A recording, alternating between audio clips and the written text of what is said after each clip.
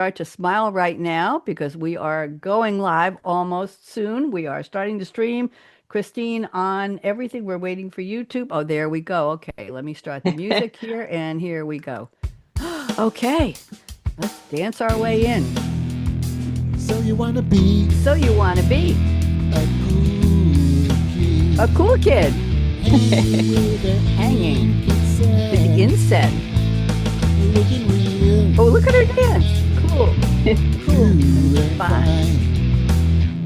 Wait for the drum roll. My drums are in the other room. Sorry. Here we go. So you wanna be Ready, Kristine?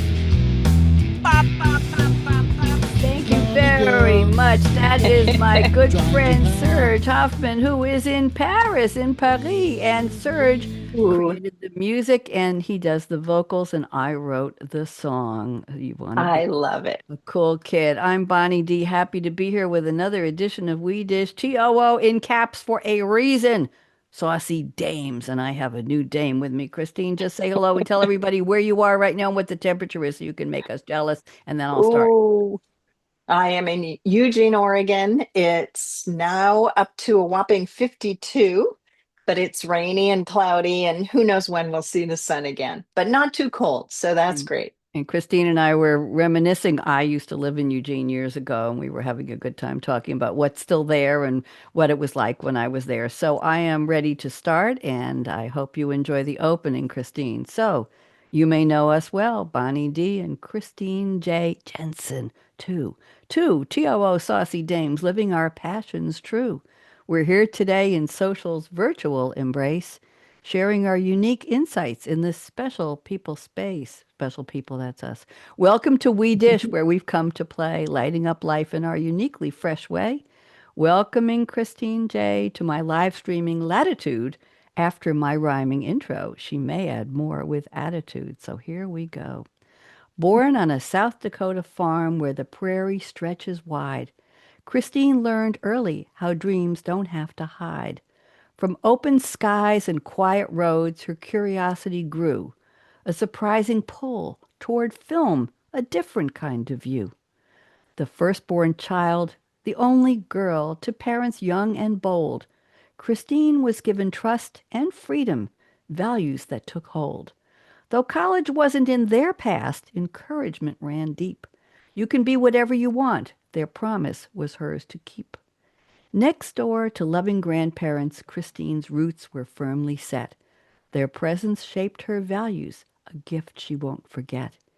Three younger brothers followed. She led them with a grin. Her bossy big sister skill still serves her well within.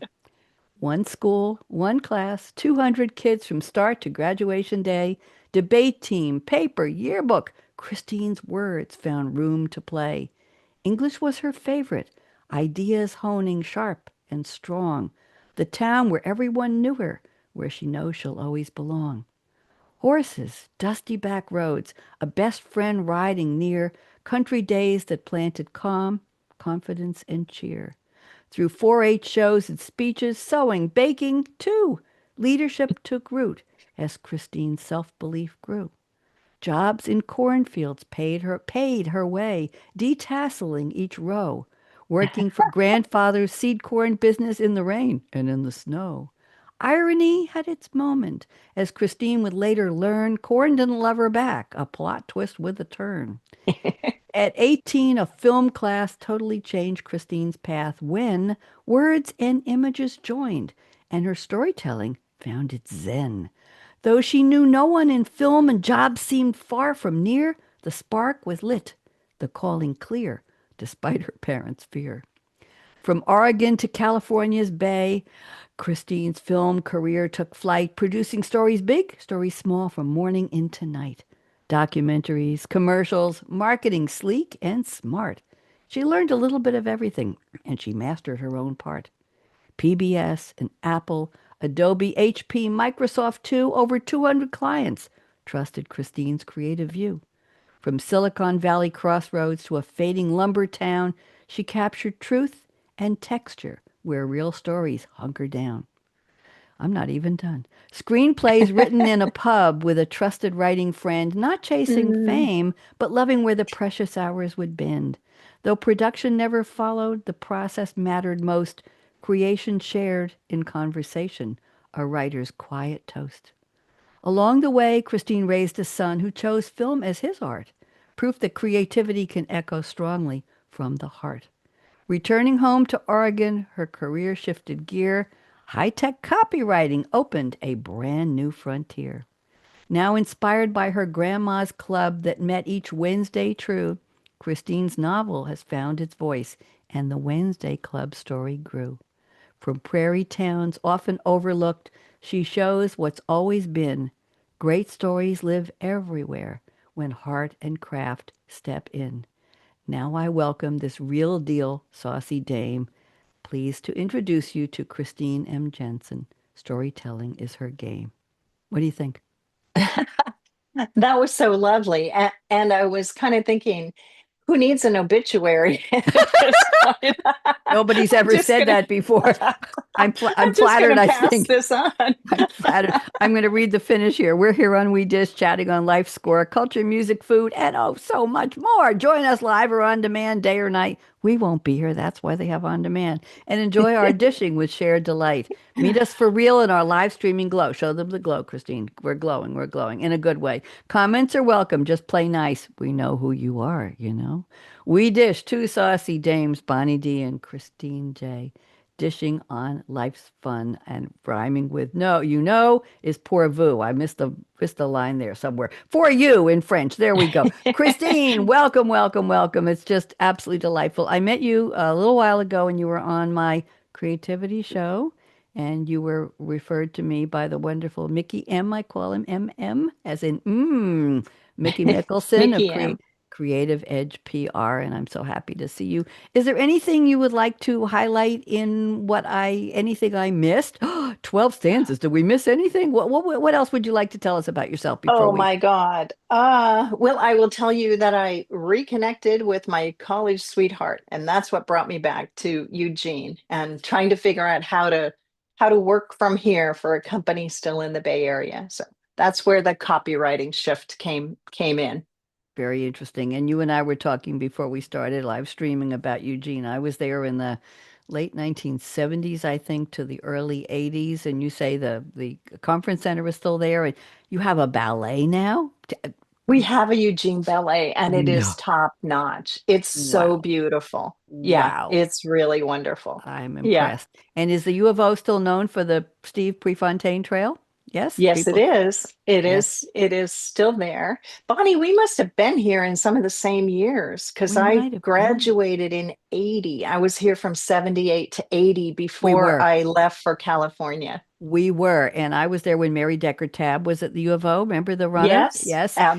And they absolutely. were building the conference center. They were just building it. So do you remember when they put it in and when it was debuted? That's I about just before I don't left. I Okay. don't remember that. Were you here when they filmed Animal House? I don't remember that. And I they don't remember. also filmed a track movie called Personal Best. And some of us were so Ooh. thrilled we got to be extras sitting up in the stadium Oh, wow. and cheering the runners. We thought we were really hit the I big time. might have been. I remember when people were complaining that Eugene was getting too crowded and they were moving back to where they came from. I don't know where.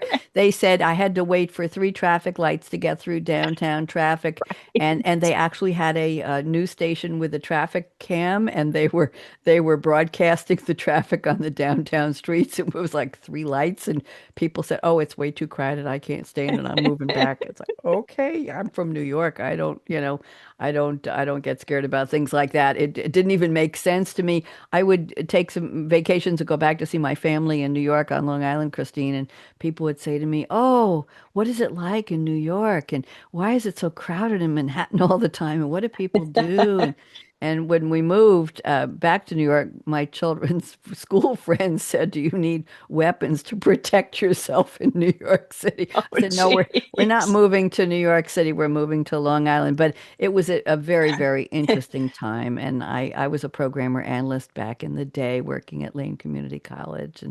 And my kids took swimming lessons at the Y, and I was selling Mary Kay on the side. And we were Oh, growing vegetables in our garden, and oh, it was a lovely, lovely time. So I I'm can't glad believe we have this shared background. It's just so cool.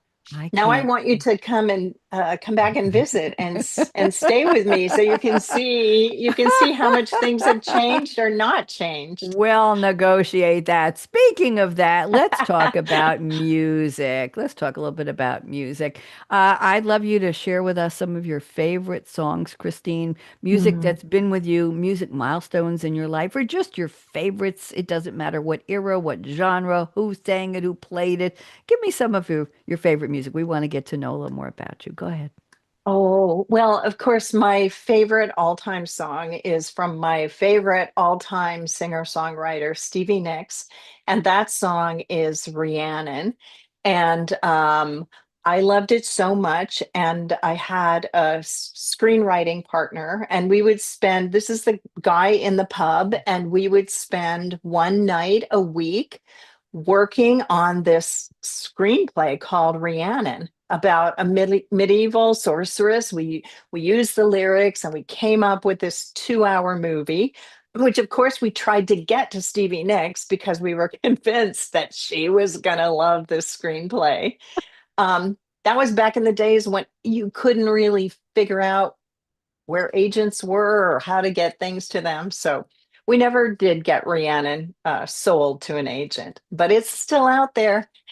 I have a question before we talk about more of your music, and it's a great song, by the way. And I'm sure the movie Yeah. was good. I'm sure it was delicious. But what was it like co-writing a screenplay with a partner? Was there one person with most of the ideas, the other was a yes person, or did you both just throw things in a hat and say, "Okay, we'll pick three from each of us"? How did that work? It was amazingly easy. I think that he was better at dialogue and I was better at kind of the overall plot and structure. And and he would get these ideas and he would go, I have the perfect idea. And then you'd have to talk him down a little. Sometimes they were amazing ideas, or sometimes you'd go, yeah, maybe, or maybe we could try. But it was really fun. We ended up collaborating on, I don't know, two or three screenplays. We really had fun together. See, that's the key. The word fun, having fun and understanding that you each had a role and maybe you were going to learn from each other and collaborate with each other, Yeah, but you were bringing different strengths to the table. exactly. Very Yeah. interesting. Did you ever think of trying to get it marketed today, all these years later? It's still kind of out there. I'm actually kind of scared to look at it now because I think the temptation would be to go back in and do a bunch of rewriting. And Yep. I you're know. never you're never I know. quite done. And at some point you have to go, I'm done, I'm done. Yep, that's the old good, better, best. Never let it rest until the good is better and the better is best. But when is it best? Exactly. Right? I years ago I had a TV show on cable on Long Island called Something to Talk About, and I had a woman who was an artist, a sculptor, and I said to her, "How do you know when it's done? How do you know when it's done?" And she just said, and I've painted. I have about 300 paintings here in my house, and I sometimes I know when it's done, and sometimes I'll pick up a painting, a canvas, a year or two later, and I'll say, I want to do something else with that. It's a start from something that I didn't think about Mhm. when I started it, but Yeah. you know when it's mostly done at that point, the first time around. You just know, right? Yeah. I So think that's true, or else you're just done with it because you've gone as far as you can with it at that yes, point in time. yes, absolutely. Give me more music. We want to know more of your favorite music. What songs have Oh, marked your path? this time of the year, I love listening to River.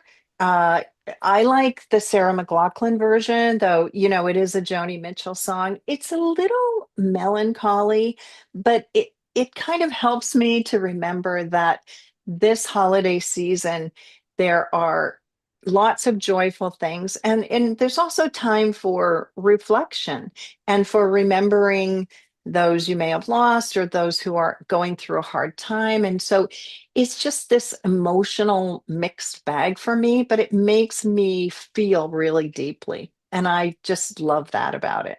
Isn't that part of the wonderfulness of music is it makes us feel, or it Absolutely. lets us feel. I watch a lot of French language detective shows with strong women lead characters. Those are my favorites.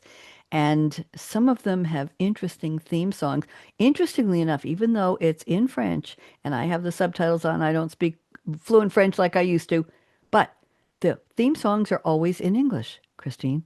They always pick the Interesting. music in English, and sometimes the songs are so emotionally tinged or tinted.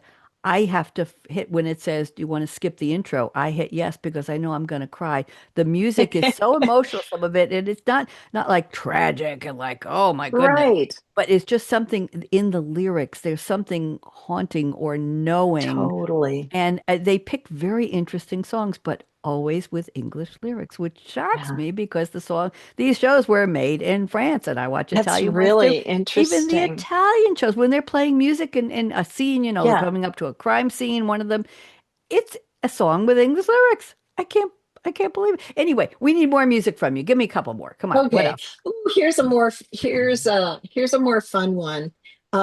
There's a musician, Michael Franti. He sings with Spearhead, and he has a song called "Work Hard and Be Nice." And That's adorable. it's, yeah, it's kind of adorable, and it reminds me, like, this definitely is like the background and culture I grew up in, of like working really hard and being nice. And for me, it doesn't mean being nice and being just, saying nice things that aren't Hmm. sincere, but like being open to other people, being considerate, being professional, and Hmm.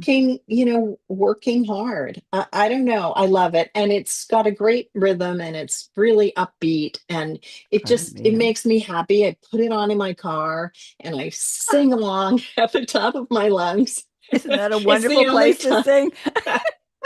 No one wants to hear me sing any other Oh, place. oh, I'll try not It's, to sing today. I promise. I you do it probably can anyway. sing, but I do it anyway. I took singing lessons, and I actually made a music video with Leslie Gore's song, what was it? You Don't Own Me. And I made it with a band on Long Island, and we acted it out. And then we went to my TV studio and had a dance, like a teen dance in the gym. We decorated it like a high school gym, and everybody brought their friends, and it was lovely. But I did the best I could with the vocals, and they said we've got a girl singer we work with, and she's gonna dub over you. And so oh, oh, it oh, was oh. okay. And I took singing lessons, and I sang on some of my TV shows. I did my best. I really did my best. But anyway, now I just try not to dabble too much. Okay. Any other songs that mean something? Any songs from, I don't know, anything you've new to your playlist? Anything recent that you've added that just makes you happy? Anything? Any holiday Hmm. songs? You a Mariah Carey fan? All I Want for Christmas Is You. That's still a number one on the charts all over the place. It's Anything? a fun song, but Yeah. Okay. Well, I'm going to give you some of my songs, and what I okay, like. good. You know that I was teaching and dancing to the disco era back in the day when I was in Eugene, and I was my dance partner Michael and I were given free pass to get into the Copa, which was a nightclub, because we were professional dancers, and they just loved having us because we were good for the crowd, and so we brought a lot of friends with us. So I'm a fan of Donna Summer and her discography, and I'll just give Mm. you the titles, Christine. These are tell the story. Interesting. You could try that. Go to a musician, a singer, a band you like, and look at the titles of their songs. And this came up with me just to look at these. So she works hard for the money. Mhm. I always have. I think we know that. Hot stuff. I tell people I was never a streetwalker in LA, but I've been called hot stuff on occasion over the years. On the radio, I still call this radio, even though I went to video. I used to do all my shows were on the radio, on the phone with people phoning in. Then I went to Zoom several years ago. No More Tears, Enough is Enough, which was Donna Summer's disco duet with the wonderful Barbra Streisand. Enough is enough. I can't da da da da da. Yes, that one. Last Dance. Well, I don't teach and I don't exhibit anymore, but I dance in my kitchen and mostly to Megan Trainor. Yeah, I love her song, I Feel Better When I'm Dancing. That's another one. Donna Summer, one of her major songs with Giorgio Moroder in that wonderful mechanical beat in the background. I feel Oh, love. right, right, right, It's right. like she was on the back of a motorcycle. And the one I entered the Disco Hawaii contest at the Copa with my partner Michael years ago from the MacArthur Park Suite. It was Heaven Knows. And it was just a wonderful song. And it was Heaven Knows Just How Much I Love You. And it Mm. started out with dum da dum dum dum dum dum dum da dum dum. And Michael and I came in from opposite sides of the dance floor, met in the middle. I was about 97 pounds. He was a tall, skinny guy. I think his beard was taller than, no, he had a short beard. And he lifted me over his head, did a triple spin over the head. I was flat My in God. and then death dropped to the floor, 6 inches above the floor, and my skirt opened up in a full 360 black satin circle, never touched the floor. And then he set me on my feet and we did our routine. And I will never forget that song, Heaven Knows. Other songs you may enjoy or identify with, Girls Just Want to Have Fun by Cyndi Oh, yeah. Lauper. Yes, I know. Uh, Love that. I Am Woman, Hear Me Roar, Helen Reddy. I think we can identify with that a little bit. Janis Joplin, me and Bobby McGee, Anthem Mhm. 1971. Freedom's just another word for nothing left to lose. Mhm. Almost makes me cry. I think I've lived my life like that. Hit me with your best shot, Pat Benatar. Respect, Respect, Aretha. Late, great, wonderful. I Will Survive by Gloria Gaynor. Oh, yeah. She was just inducted at the Kennedy Center a couple weeks ago. And New Attitude by Patti LaBelle. I got a new attitude. I think that's it. And the last one, I'm not ready for this one, but I've had the time of my life by Bill Medley from Dirty Dancing. So those are some of my favorite songs. Any of those resonate with you? You remember them? Those those are great. I love the respect song. I just, it's really great. And I don't know how many songs there really are that spell out words like that, Yeah, which yeah. is so cool. That's true. That we'll have to look those up. I Yeah, sometimes for my poetry group, I'll do a discography of something. The prompt from the moderator might be songs about, let's see, songs about fear, something like that.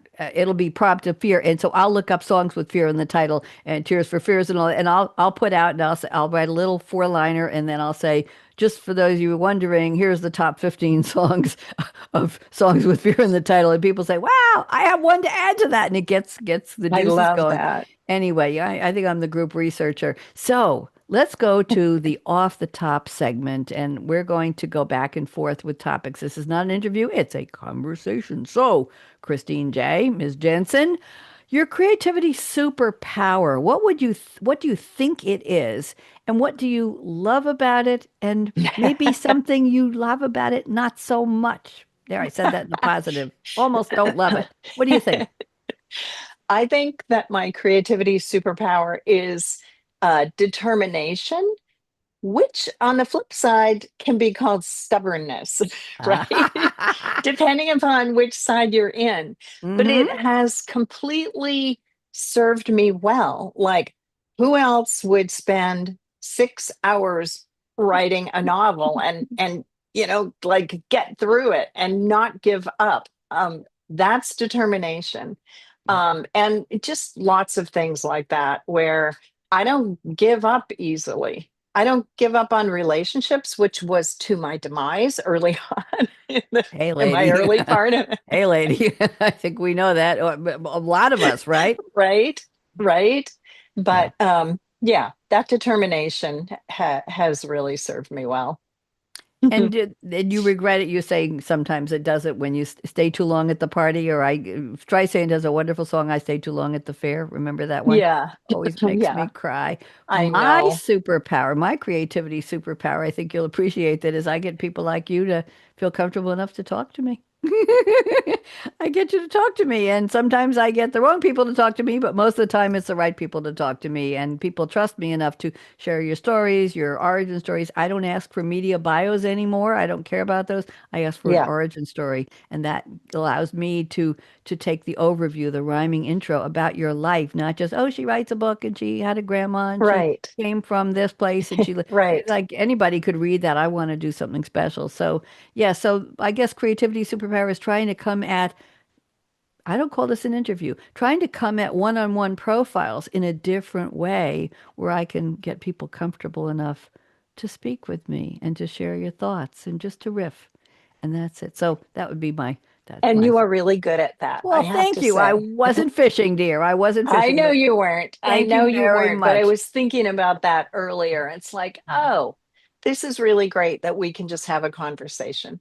Thank you. Thank you. I agree. That's the fun of it, and I get to meet so many interesting people this way. Good.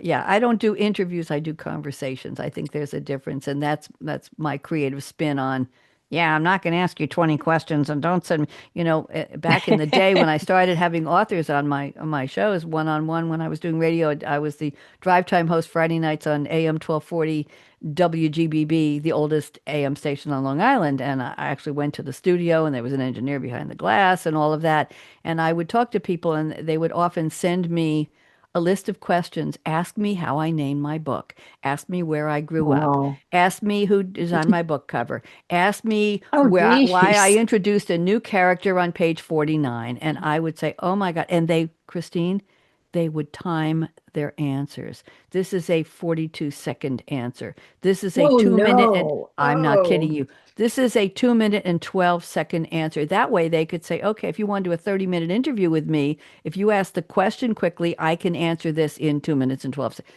After a while, I said, please do not send me your list of questions. If I have to be told to ask you how you picked the name for your book, I don't think I should be doing this anymore. It's like, please. And people still do that.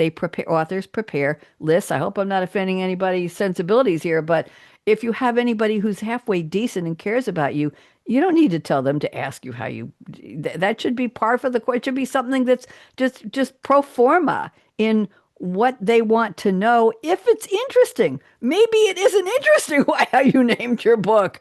And maybe exactly. if you didn't think that they should ask, sometimes they do because it's interesting to them. That's when it's a good question, Right. right? That's when you Right. find that something in there, And Yeah.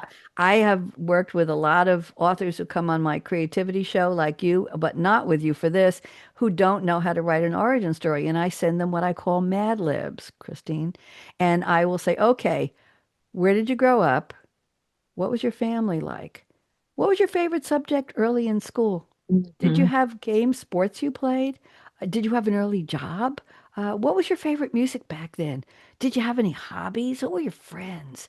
And I'll say, just fill in the blanks. And then I'll have to say, okay, do you run? Do you jog? Do you bike? Do you fly an airplane? Do you like doing kites on the beach or whatever? And I have to actually put down like a Mad Libs and have just fill in the blank. That's the only way they know how to tell their story. And once they get used to it, they say, hey, that was really cool. So, next topic is okay, very important, really, really important. How do you start your day in terms of what you put in your body, food or drink? What's the first thing? Is it coffee? Is it a milkshake? Is it oatmeal? Is it, I don't know, fish and chips? Cold pizza from the night before? What fuels you, Christine, and your creativity to get you to be who you are? What powers you? Tell me. Ooh, well, the very first thing is full strength, leaded, dark roast coffee. Like Yeah. kickstart, kickstart my brain. And I let that like keep me going for a couple of hours before I have anything to eat. I'm really not an early morning eater. I just want to just get myself going. Are you a coffee snob? Is there a special way? I've heard people say that. Or is there a special way? Do you brew it? Do you buy it? Do you pour it? Is it a pod? Is it a drip? How do you make your coffee? Come on, give me more. Oh my gosh, I do drip coffee, but the hysterical thing is that when my son was here at Thanksgiving, I had to listen and watch his 10-minute demonstration of the perfect way to do things, Oh how to dear. measure the beans, how to get the water to the right temperature, how to get the filter wet first, how long you should like be pouring the water over the beans. I was like, just I need my coffee already. Just stop.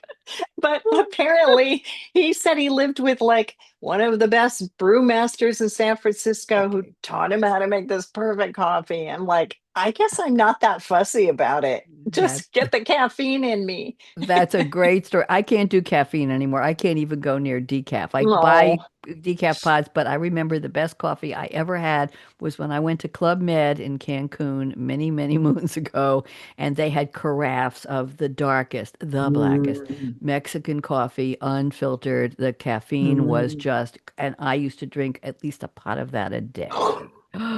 Every time I went to breakfast, a couple of cups here, and then at lunch I'd have. I don't think I had it at night, but I danced in the disco till they closed at 4 in the morning every night. I made some friends there, but I got to tell you, that coffee was like dark roast. It was like mud. It was the most fabulous. You couldn't put anything in it, no sugar, no cream, no Yeah, yeah, nothing. yeah. That was just, and it's very rare for me to find when I could drink. And I bought a Mr. Coffee maker, just a with a filter and not much, nothing fancy. Years ago, when I wanted to go on a diet, I was drinking 10 cups a day, but I think it was decaf. And boy, did it take the weight off. Yeah, I was eating graham crackers and rice for lunch, and never mind anyway. People asked me if I was sick. I said, "Why?" They said, "You lost too much weight. Where's the nothing left?" Anyway, well, some comments were made, but I appreciated them. My power drink is very simply, and everybody who knows the show knows I say the same thing all the time because I still do.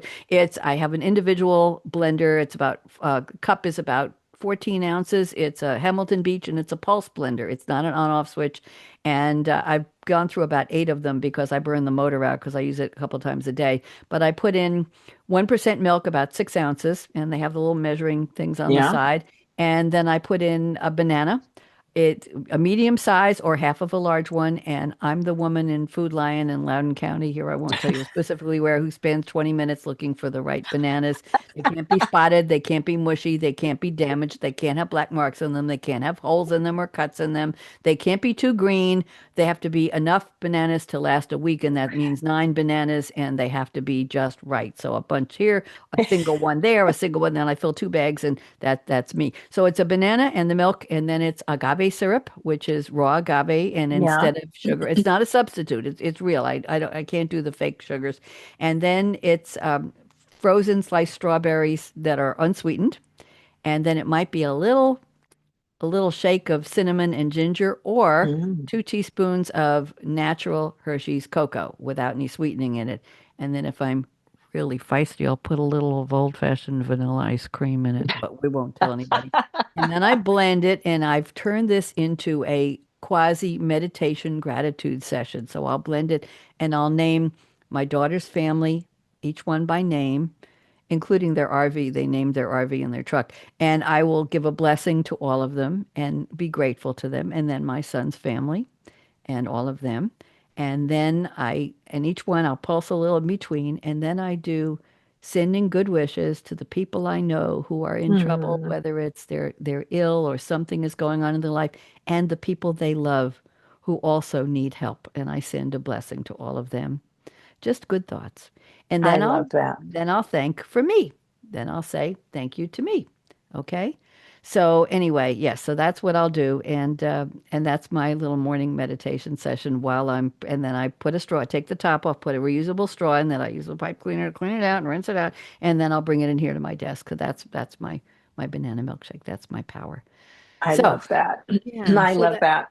thank you. So we have two more topics before we go to our say what's, and you're going to have to pass a test to do the say what. So, if you were a superhero, what would your name be? What would you look like? Who would you be? What would you do? A A superhero. superhero. Oh my goodness. Oh my goodness. Um, well, I have a Wonder Woman cape that Okay. that my husband gave me, and my dog has Really? a matching Wonder Woman cape. Did you say your dog? Yes. What's your dog's name? Her name is Stella Blue, and It's a she's a beautiful border name. collie. She's really high energy, and we do agility together a couple times a week, where you're doing the jumps and the tunnels. And Wow. at Halloween, we both wore our Wonder Woman capes, so that as we were running, the capes were flying and her cape was flying. I love it. I Yeah. love it. Yeah. We're both like pretty high energy. So we're a good match for one another. But Very cool.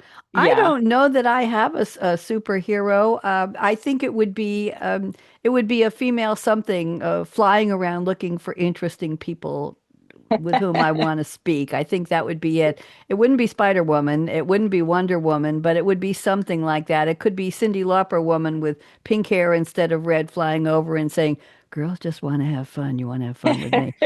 I think that might be. I have to turn that into my Superwoman. Let me see what's going on here. Okay, one more question before we're almost done with this part of the show. Is there something you owned, past tense, that you lost, you broke, you gave away, it flew away from you, it's hiding somewhere that you miss, that you really wish you still had?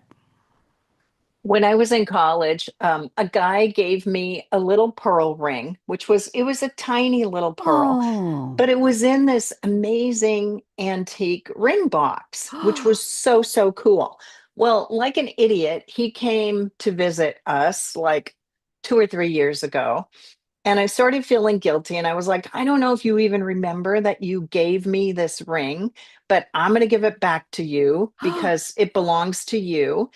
And like an idiot, I gave him the ring box too. I should have just given him the ring, oh, Christine. but I missed Oh, that ring box so much. It was so oh, beautiful. oh But the my. cool thing is, about 6 months ago, we were in an antique shop and I found a very similar ring box for which Nice. I paid way too much money for. But I Why don't had you to send it to have him and tell him you want to do a want swap? the original. I want the Give me original. back the original. Oh, that is so funny. That's cool. I have something really, really dumb that I lost recently. You know, when you go to banks and you open a new account, it used to be they give you a toaster or they give you something. Well, this one was giving out little zipper purses. You could put a little change purse in it and it had the name of the bank. And I kept it with me, moved over the years. I don't know what. And one day I decided every girl needs safety pins for one reason or another. And I had the little gold safety pins and the medium size, the big ones. I said, oh, I'll dump them all in there. And I put it in my top drawer in my bedroom. I moved many times over the years. Well, I went looking for it for a very important reason about 2 weeks ago, and I can't find it. I've been through every drawer in that dresser. I've been under sweaters and under my underwear and under socks and under everything that's in it's 5 drawers high, 2 high boys, and I cannot find the damn thing. And I am furious. And I'm now scrounging. I'm looking at my sewing kit. Do I have any little tiny? Sometimes I need to pin something, you know. I can't find any pins in this house. So that really pins me off. You know what? They don't really make safety pins like that anymore No, either. they don't. No, they absolutely don't. Hold on now. Wait a minute here. Uh-oh, what's going on here? Let me see what's going on. Do you hear a phone? I Hold on. do. Hold on. Yeah. Hello? Okay. Who's here? Somebody's doing something on my lawn. Hello? Hello? Hi, who's this? Oh, are you doing this again? Come on. I'm on the air. I'm live streaming with Kristine J, Kristine Jensen. She is fascinating, I know. Okay, who's there? Shonda. Hi, Shonda. How are you? Nice to hear your voice again. Okay. Quentin Tarantino was there and Scorsese. Clint Eastwood. Clint was taking a nap, I heard. Okay. Spielberg is there and Zemeckis. Chuck Lorre. Okay, you've got a good group there. What time is it there? It's 8:30. You know, I don't think Christine's husband woke up yet. Maybe you could have brunch with him or invite him. It's about his time to wake up. Listen, so what can I do for you?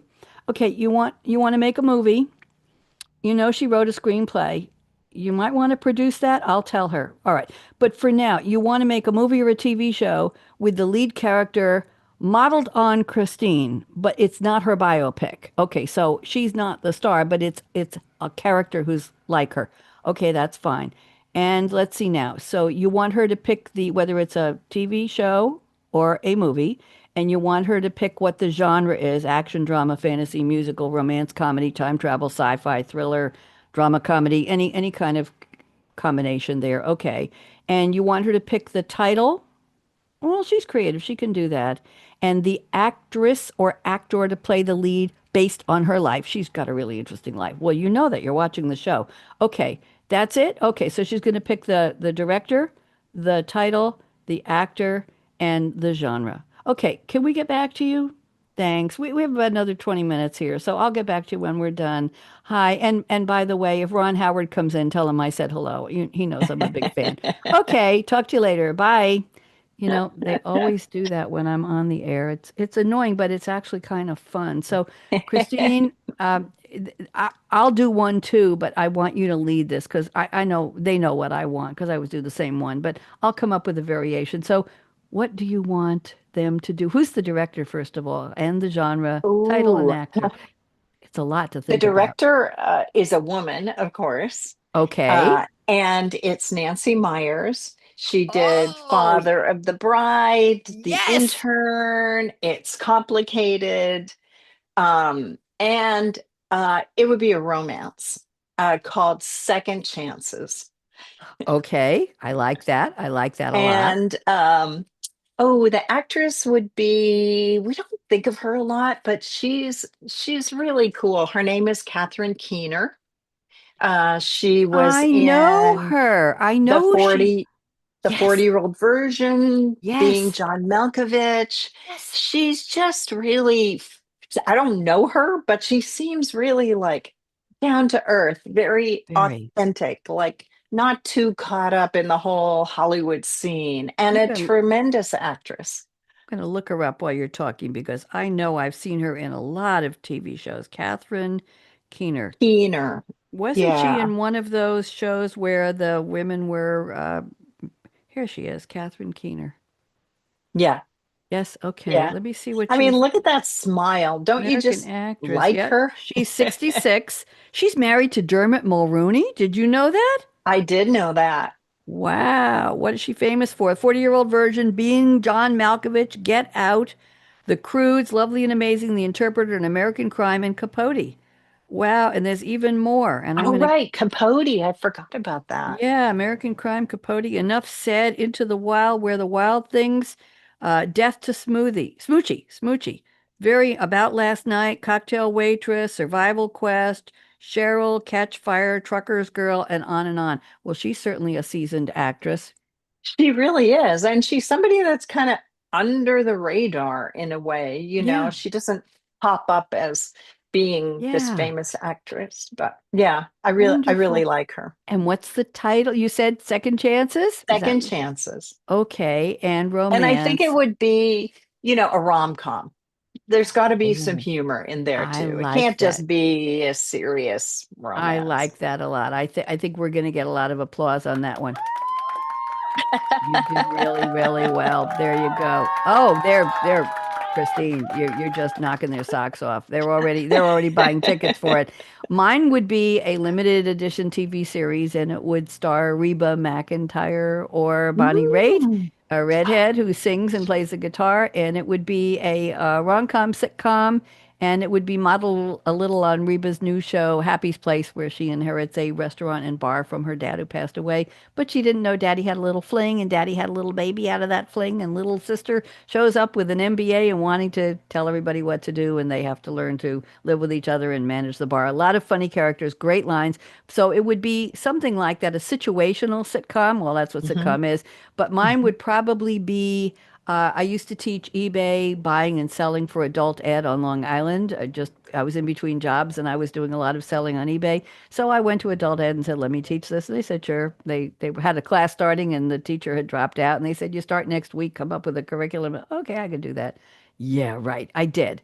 And I think mine would be in a situation in a classroom with 6 or 8 people. I had a 6 PC lab where I taught, and it would be where somebody would have something to sell and people in the room, we would go through scenarios of who would want to buy it and how would they write the ad. But we go through the provenance of the person who was the seller, how they acquired the item, the I love history that. of the item. Uh-huh. I don't think anybody's ever done something like this.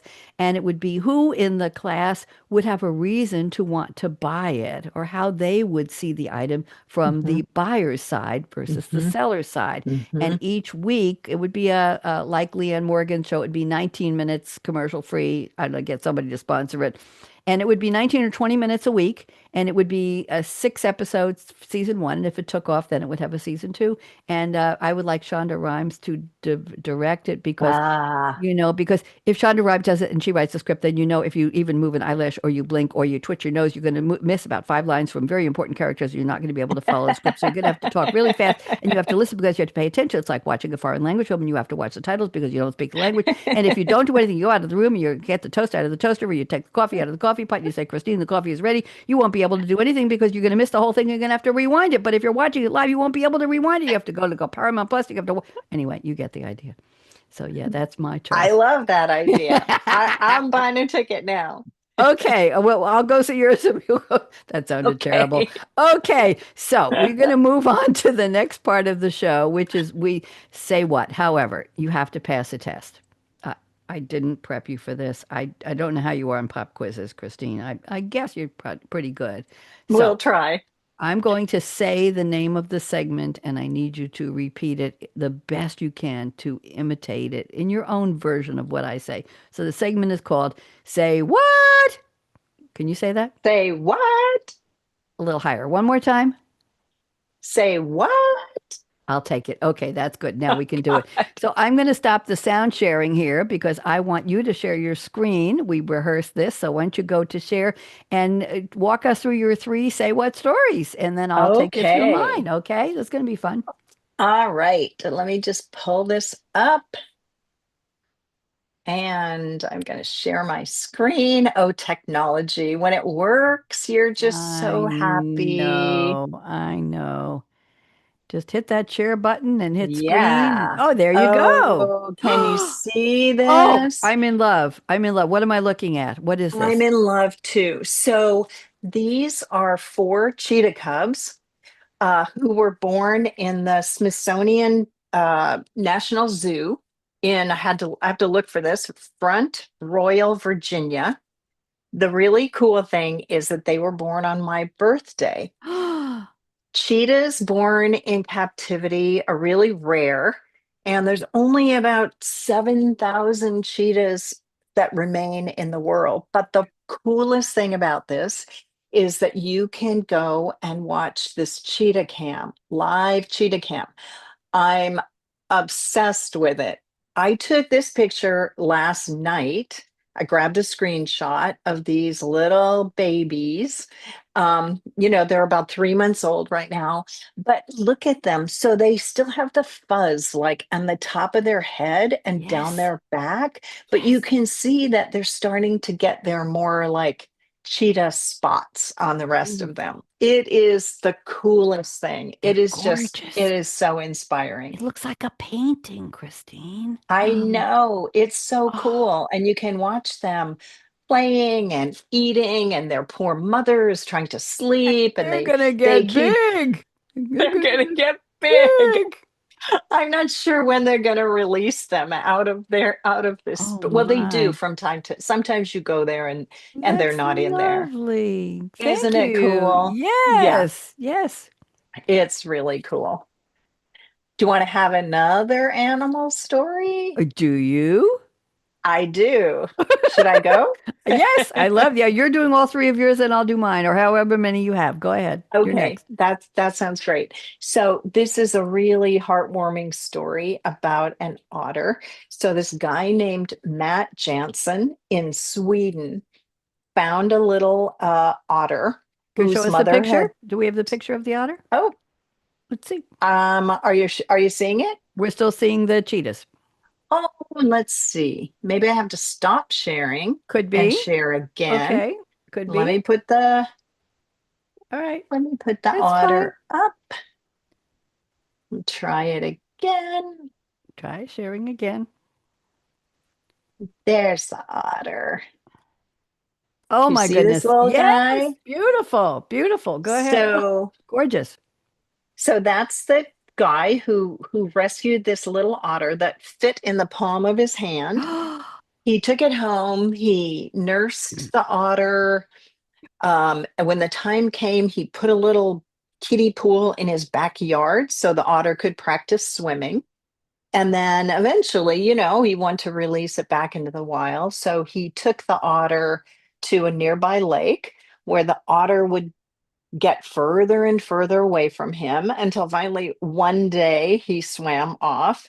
But here's the cool part. When Matt takes his yellow kayak into the lake, the little otter comes up and swims beside him and then jumps into the kayak with him and No, kisses him and nuzzles up no. against him. It Oh, is, yeah, it is really a beautiful story. what a story. Rescued Yeah, baby otter in Sweden. Oh my good, Mats Jansen. Fascinating. What a it's beautiful. really cool. Love the It's really cool. coloration. Yeah. Wow. Yeah. Cool Should we try beans. another one? Yeah, let's do one more. This was really fun because there's just so many inspiring stories out there. Mm-hmm. And so it was really fun to look for something. I'm Okay, glad. I'm let's glad. see. Little different. We don't usually do look for inspiring stories, so I'm glad you enjoyed it. Yeah. Yeah. Okay, I'm going to try sharing again. Okay, this one is completely different. This one was brought to my attention by my surfer son in Santa Cruz. This is a story of these two guys in Santa Cruz, California, an industrial designer and a surfer who realized that the littering problem from cigarette butts was really like out of control. It turns out that there's 4.5 trillion cigarette butts littered every year. And the problem with this is that all of the nasty chemicals and gross stuff that's in those plastic filters leaches into the ocean, leaches into our waterways. Mm. So these two decided to do something about it, and they would have big beach cleanups. And then they realized that they could bring awareness to this problem by creating these beautiful surfboards with the cigarette No butts on the way. top. They call them No, Siggy boards. no way. And so this area around here, these are all, designs, these mosaics of cigarette butts, and they've started traveling around with these surfboards and raising awareness for the problem. They have traveled all over the world with them. And they have a beautiful documentary out called The Cigarette Surfboard. Oh Um, my goodness. yeah, Where did you find this story, Christine? my son, the surfer, Yeah. turned me on to it. Yeah, And does he then know these men? Has he met he them?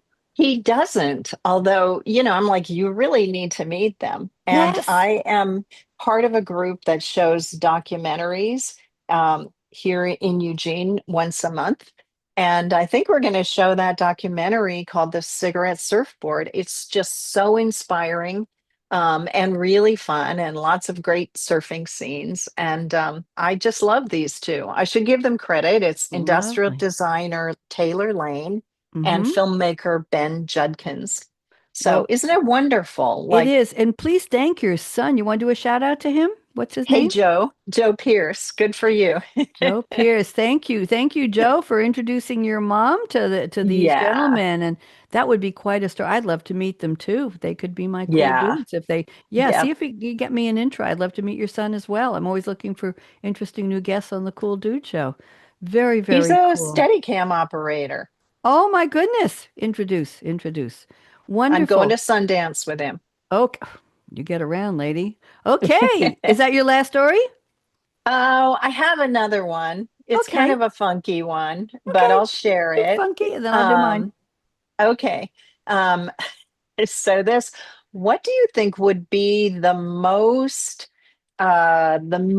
nutritious vegetable in the entire world? Well, here it is. You may Okay. not even recognize what the heck it is. No, no. It's the healthiest vegetable in the world. It's watercress. Like, What? Okay, who wait a knew? minute. Wait a minute. Say what? Okay, there we Say go. Now what? it's official. All your stories are say what. This is what a gorgeous picture. Where'd you find this? It's a gorgeous picture. It was with the story, which was in a nutrition magazine, and basically, there's more vitamin C in this little bowl, in just a handful of watercress than there is in an orange. It's really high in vitamin A and potassium, and so who knew? The tender shoots are really good for putting on top of salads, mixing in with salads, or using kind of like parsley. Um, Oh, those are the ones that you usually find in the grocery yeah. store. It's Well, it's got a little pretty. It's peppery taste. really. I Try might, it. I Try might, it I'll see if sometime. they have it in my grocery store when I'm busy buying bananas. Yeah. I'll go look for the watercress. Go look for the Thank watercress. you. And you put dressing on it? Yeah, anything you Yeah. want, right?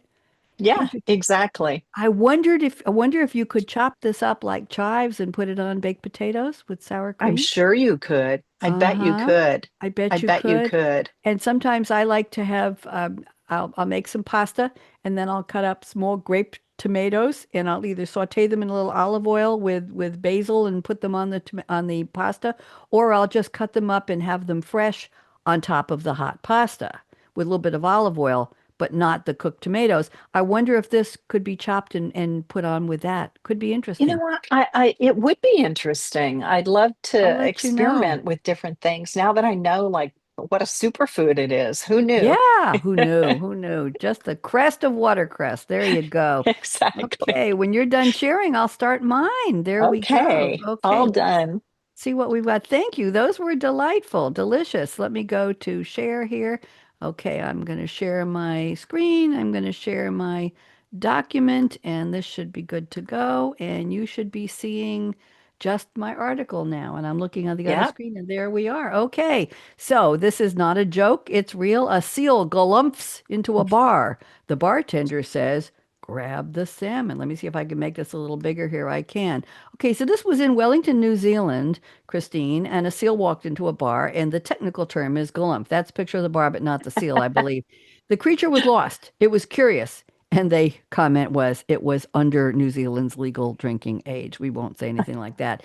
It That's they tried funny. to chase it. It went into the restroom. Then it found the dishwasher, and they said it had no interest in calling a cab when they said get out, get out, get out.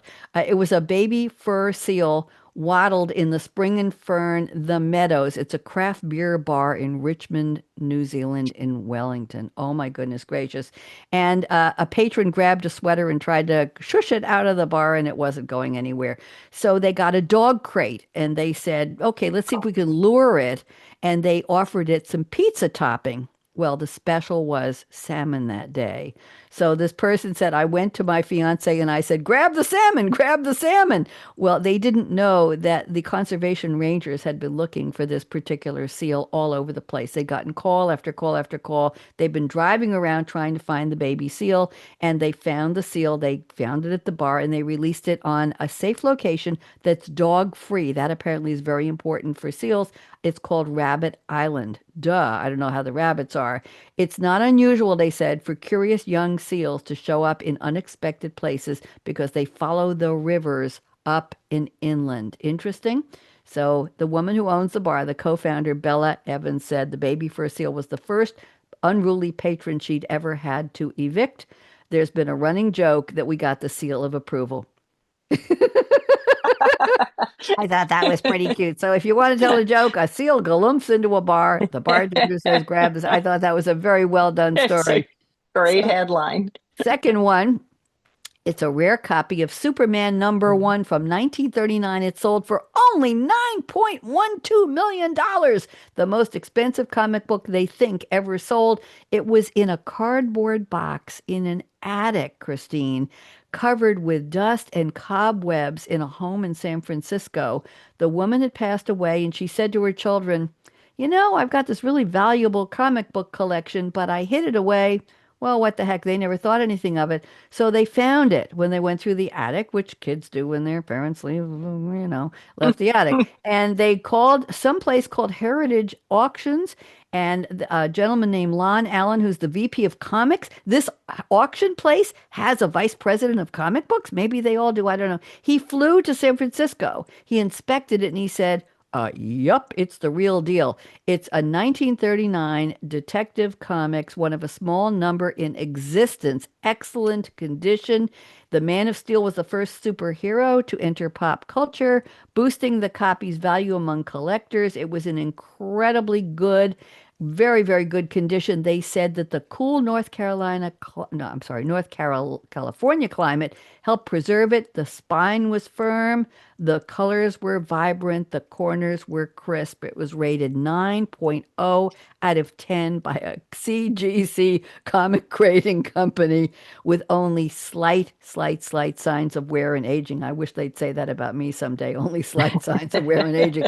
The previous record for the most expensive comic book was last year when in Action Comics #1, which first introduced Superman as part of an anthology, sold for, it went away cheap for only $6 million. And in 2022, one of these sales sold for 5.3 million, so we're up to 9.12. Were you bidding on this, Christine? No, I don't think so.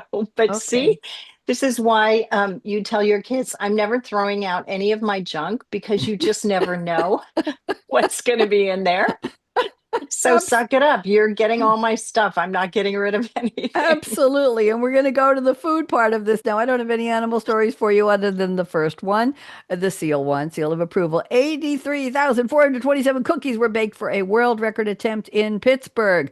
Members of a Pittsburgh area Facebook page organized a world record attempt that involved the number of cookies I just told you. They wanted to hold the world's largest cookie exchange organized by the Wedding Cookie Table community Facebook page. That's a mouthful. It brought together 583 bakers in 67 teams in 14 states, and we're going back to New Zealand. They were there too. They had cookies on team tables at the Washington County Fairgrounds, and in the end, they exchanged 73,800. Can you imagine somebody going around with a little clicker and saying, "Okay, that's 12 cookies. Okay, Bob, you had 14. That's too Jeez. many. Bob, put two cookies back. Mary, you come and take the other cookies." Laura Magone, the creator of the community, said the cookies were Christmas themed. We had decorated snowballs, Santa Claus, reindeer, just a lot of fun. Evidence from the attempt will be submitted to the Guinness World Records, in the hopes of originating the category. Oh, they want to start the category of the largest Christmas cookie exchange. So I just grabbed a couple of pictures of these lovely people with their cookies and cookies. Looks like a Hawaiian theme here. These people are wearing flower leis, and look at the beautiful decorations there. So I love it. those are my say what stories. So before we end, and let me go put the music sharing back on so we could go out with the theme music again. Hold on, let me get that up. Christine, let's say a young person or any person is watching. Oh, I'm sure there are hundreds of thousands watching right now. Oh, wake up, you people. We're on the air. And they say, I want to grow up to be a saucy dame like Kristine J. What would you tell that person?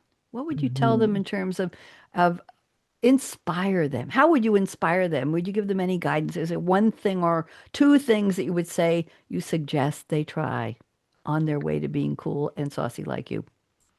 I think I would encourage them to write down this mantra, which has been so valuable in my life.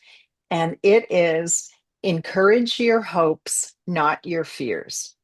Ooh, Yeah, that's really powerful when you think about it. And I try to remind myself of that when I do hard things and when mm, young people like do the hard things and encourage, believe that you're going to have a positive outcome. Don't yeah. focus on the fears of what could go wrong. Visualize success. That's like a vision board, right? You put on what you're Yeah, thinking of, law of attraction, and all that good stuff. exactly. Well, what I tell people if they ask me, I used to mentor some young women in corporate. I was asked to a couple of times, and I would say, if the window is open a little bit, open it more. Let the light in, let the air in. See what's on the other side. If the Mhm. door is open, and Leonard Cohen wrote something about this in one of his famous lyrics, if the door is open, even a crack, push the damn door open, kick it open, put your foot against it, get a crowbar if you have to, and find out what's there. It could be an opportunity, it could be a benefit, it could be a person, it could be a career change. I just wake up and start new shows because they're just there, and that door in my mind is always open for new things. And I think I know to become somebody as saucy and cool as Christine, open yourself up to opportunity. Try it out. Check it out. Maybe it's the right one. Put positive ahead of negative. Put opportunity ahead of fear and go for it. Am I right, Christine? You're absolutely right. You're absolutely right. And I love what you had to say about Thank the windows and the doors. Thank you. I want to wish you happy everything, happy, merry, healthy, joyous, everything. And I know I'm going to see you in the new year. We're going to do a technology show together. So let's go out. And I want to thank Serge Hoffman, my friend in Paris, for creating the music and singing the lyrics to my song, So You Want to Be. Let's see, here we go. Same music we started with. Let's go out and stick around, Christine. So We'll you talk in wanna a minute. be So you want to be a cool kid. Oh, look at her dance. Look at us dance. Thank you to all the movie and TV directors who called in. Shonda, you're still my favorite. Even though I think I can't talk fast enough for your critics. I'm gonna try. Bop, bop, bop, bop, bop. Thank you and happy holidays to everyone. This is my last Saucy Dame and Cool Dude show of the year, and I'll be back in January with a lot more. Wave goodbye to